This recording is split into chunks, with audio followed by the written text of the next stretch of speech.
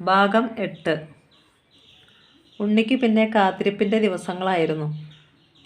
പപ്പയും മമ്മിയും എങ്ങോട്ടെങ്കിലും ദൂരയാത്ര ചെയ്യുന്ന ദിവസത്തിനായി അവൻ മനം നൊന്ത് പ്രാർത്ഥിച്ചു. അപ്പൂപ്പന് സമ്മാനിക്കാൻ അവൻ ഓരോന്നായി ശേഖരിച്ചു.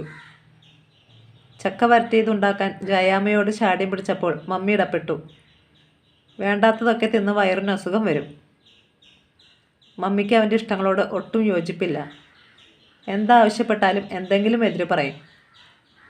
കിട്ടിയ ചോക്ലേറ്റ്സും അപ്പു കൊടുത്തയച്ച മച്ചിങ്ങ വണ്ടിയും ശംഖുകളുമൊക്കെ അവനൊരു പെട്ടിയിൽ സൂക്ഷിച്ചു വച്ചു. ആ നല്ല ദിവസത്തിനു വേണ്ടി പ്രതീക്ഷയോടെ കാത്തിരുന്നു. മമ്മിയുടെ ഒരു ഫ്രണ്ട് ആക്സിഡൻറ്റിൽപ്പെട്ട് എറണാകുളത്ത് മെഡിക്കൽ കോളേജിലാണെന്ന ഫോൺ സന്ദേശം വന്നത് രാത്രിയിലായിരുന്നു. കമ്പ്യൂട്ടറിൽ ഗെയിം കളിച്ചുകൊണ്ടിരുന്ന ഉണ്ണി മമ്മിയുടെ സംസാരം ശ്രദ്ധിക്കുന്നുണ്ടായിരുന്നു. രാവിലെ പപ്പയും മമ്മിയും പോയാൽ വൈകിട്ടേ തിരിച്ചെത്തൂ എന്ന അറിവ് അവനെ സന്തോഷവാനാക്കി. കള്ളൻ അന്ന് രാത്രി വരാതിരിക്കുമോ എന്ന ആശങ്കയായിരുന്നു പിന്നീട്. പക്ഷേ പതിവ് പോലെ അയാൾ വന്നു. ഉണ്ണിയുടെ സന്തോഷം നിറഞ്ഞ മുഖം കണ്ടപ്പോൾ തന്നെ അവൻ്റെ ആശ പൂവണിയാൻ പോവുകയാണെന്ന് അയാൾ ഗ്രഹിച്ചു കഴിഞ്ഞിരുന്നു. അപ്പൂപ്പൻ താമസിക്കുന്ന വൃദ്ധസദനത്തിൻ്റെ പേരും സ്ഥലവും ഒക്കെ ഉണ്ണി ഒരു കടലാസിൽ കുറിച്ചു കൊടുത്തു. പപ്പയും മമ്മിയും പോയി കഴിഞ്ഞാലുടൻ താൻ എത്താമെന്ന് വാക്കുകൊടുത്താണ് കള്ളൻ യാത്ര പറഞ്ഞിറങ്ങിയത്. രാവിലെ പപ്പയും മമ്മിയും യാത്രയാവുന്നതും കാത്തിരുന്നു ഉണ്ണി. ജയാമ്മ ജോലി തീർത്തു പോയി കഴിഞ്ഞിരുന്നു. ഇനി വൈകിട്ടേ വരൂ. ഇരുവരും കാറിൽ കയറി കൈവീശി ടാറ്റ പറഞ്ഞപ്പോൾ അവൻ മമ്മിയുടെ മുറിയിൽ ചെന്നു. അലമാരയുടെ കീ അവിടെ തന്നെ ഉണ്ടായിരുന്നു. അലമാരയിൽ നിന്നെടുത്ത പണവും 2 മോതിരങ്ങളും അവൻ അവിടെ തന്നെ കൊണ്ടുവച്ചു. എന്നിട്ട് നല്ല ഡ്രസ്സ് അണിഞ്ഞ് കയ്യിൽ സമ്മാനങ്ങൾ നിറച്ച സഞ്ചിയുമായി കാത്തുനിന്നു. അല്പം കഴിഞ്ഞപ്പോഴേക്കും കള്ളനെ ഗേറ്റിങ്കിൽ കണ്ടു.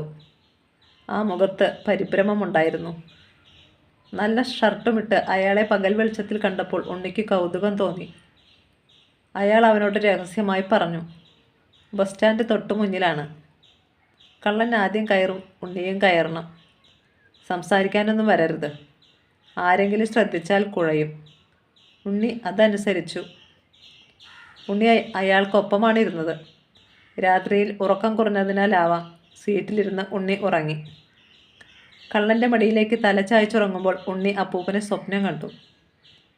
പിന്നെ എപ്പോഴോ ഉണ്ണി കണ്ണു തുറന്നു. ബസ് ഓടിക്കൊണ്ടേയിരുന്നു.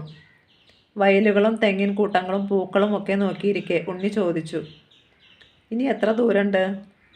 ദാ എത്താറായി. ഉണ്ണി ഉഷാറായി. ഏതാനും നിമിഷങ്ങൾക്കുള്ളിൽ ബസ് നിന്നു. പെട്ടെന്ന് എന്തൊക്കെയോ ബഹളം. 1-2 പോലീസുകാർ ബസ്സിൽ പാഞ്ഞു കയറി.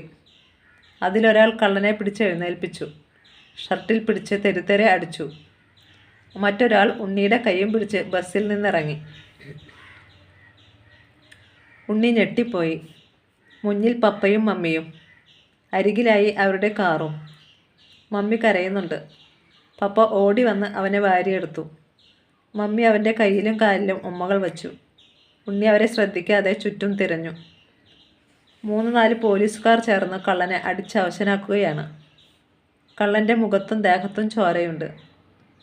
ഉണ്ണി അപ്പുവിനെയാണോ ഓർത്തത്? കള്ളനെ അവർ കൊന്നുകളഞ്ഞാൽ ആരാവും അവന് മരുന്നും ഭക്ഷണവും കൊടുക്കുന്നത്? അവൻ പപ്പയുടെ കയ്യിൽ നിന്നും വേഗം ഊർന്നിറങ്ങി. പിന്നെ ഓടിച്ചെന്ന് പോലീസുകാരുടെ നടുവിൽ കിടന്നു പിടയുന്ന കള്ളൻ്റെ ദേഹത്ത് ചെന്ന് വീണു.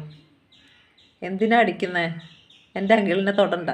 അറിയാതെ ഒരടി അവൻ്റെ കിളുന്ന ദേഹത്തും വീണു കഴിഞ്ഞിരുന്നു. പോലീസുകാർ ഒന്ന് അമ്പരന്നു. അങ്കിളോ? ഇയാൾ നിന്നെ തട്ടിക്കൊണ്ടുപോയതല്ലേ?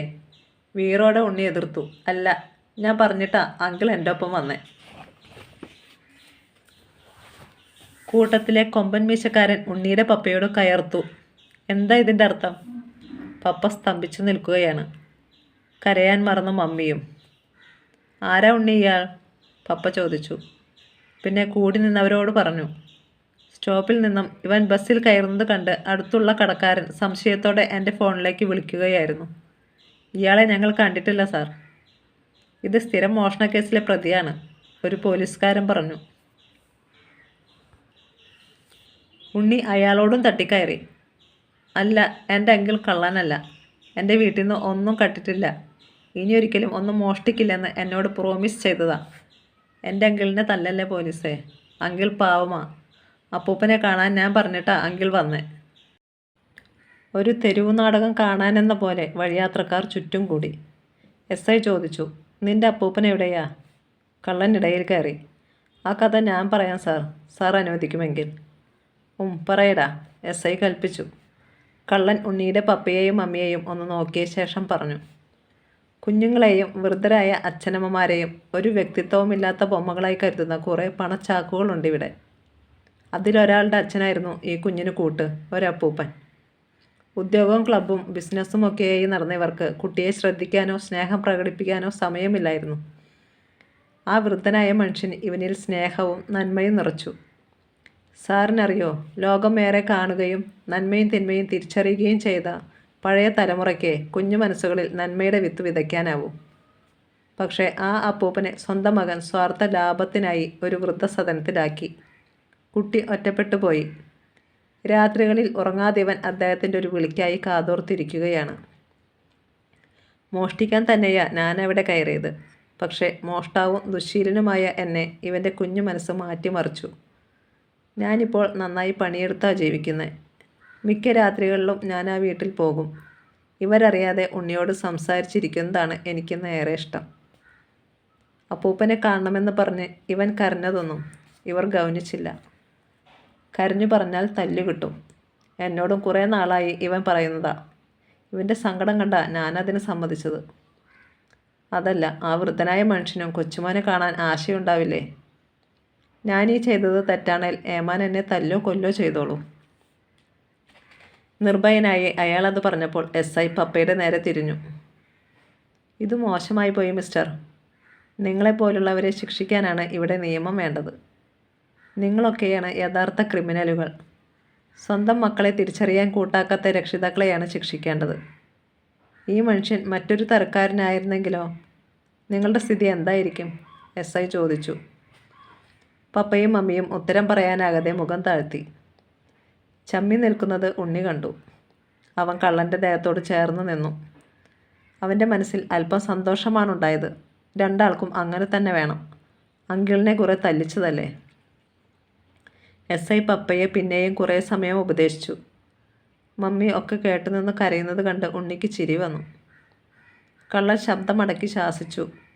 മോൻ്റെ അമ്മയല്ലേ, ഇങ്ങനെ ചിരിക്കരുത്. അവർ കരയുന്നത് ഉണ്ണിയോടുള്ള സ്നേഹം കൊണ്ടല്ലേ. പുതിയതൊന്ന് കേട്ടതുപോലെ ഉണ്ണി നിശബ്ദനായി.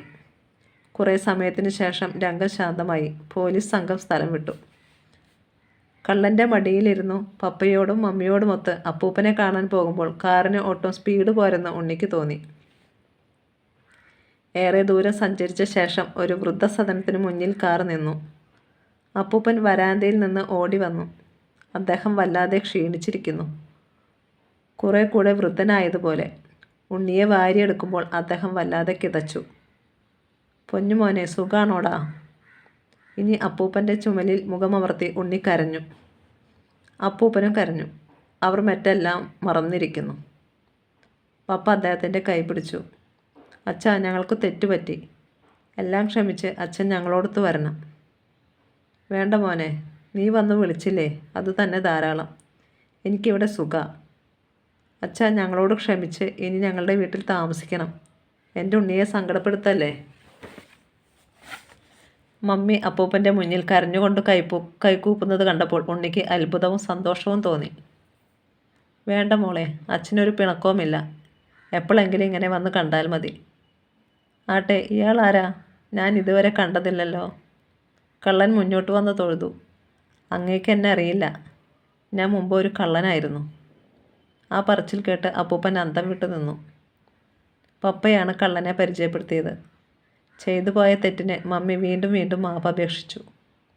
പിന്നെ ഉണ്ണിയും കള്ളനും കൂടി നിർബന്ധിച്ചപ്പോൾ അപ്പൂപ്പൻ്റെ മനസ്സു മാറി. ഒപ്പം വരാൻ അപ്പൂപ്പൻ സമ്മതിച്ചു. വീട്ടിലേക്കുള്ള യാത്രയിൽ അപ്പൂപ്പൻ്റെയും കള്ളൻ്റെയും നടുവിലിരുന്ന് ഉണ്ണി ശാഠ്യം പിടിച്ചു. അപ്പൂനെ കാണണം. പപ്പയാണ് മറുപടി പറഞ്ഞത്. ഞങ്ങൾ അങ്ങോട്ടാണ് മോനെ പോകുന്നത്. അപ്പു ഉണ്ണിയെപ്പോലെ മിടുക്കനാകും. ഏറ്റവും നല്ല ചികിത്സയും വിദ്യാഭ്യാസവും അവന് കൊടുക്കണം, അല്ലേ അപ്പൂപ്പ?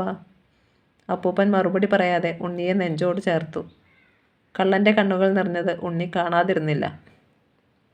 ഈ കഥ ഇവിടെ അവസാനിച്ചു.